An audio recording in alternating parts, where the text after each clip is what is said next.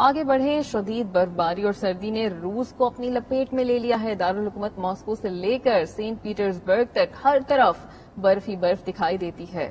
روس کے سرد ترین علاقے یاکوتسک میں درجہ حرارت -50 سینٹی ڈگری تک گر چکا ہے۔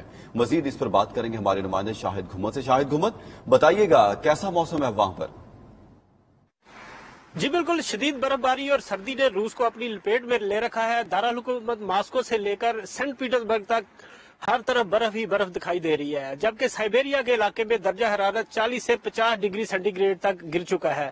یہاں پر میں یہ بھی بتاتا چلوں کہ سائبیریا کے علاقوں میں جہاں پر گھر، بازار، درخت اور گاڑیاں سب کچھ برف میں ڈوب چکے ہیں۔ اگر ماسکو کی بات کی جائے تو ماسکو میں ہر طرف برف ہی برف نظر آ رہی ہے، لیکن انتظامیہ کی جانب سے سڑکوں اور گلیوں کی صفائی کا عمل اپنے معمول کے مطابق جاری ہے۔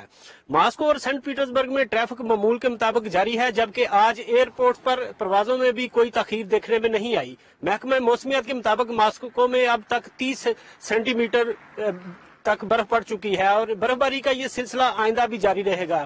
اگر مختلف شہروں کے درجہ حرارت کی بات کی جائے تو آج ماسکو کا درجہ حرارت -13 درجہ سینٹی گریڈ ہے، جبکہ سینٹ پیٹرز برگ کا درجہ حرارت -14، یاکوتیا کا -35، کازان کا -24، اوفا کا -28، ارہانگلس کا -26، ایکاترین برگ کا -27، کرسنا یارس کا -28 درجہ سینٹی گریڈ ہے۔ جی شاہد گھمن، شکریہ آپ کا۔ آگے آپ کو کراچی سے بتائیں کہ کراچی میں ڈاکو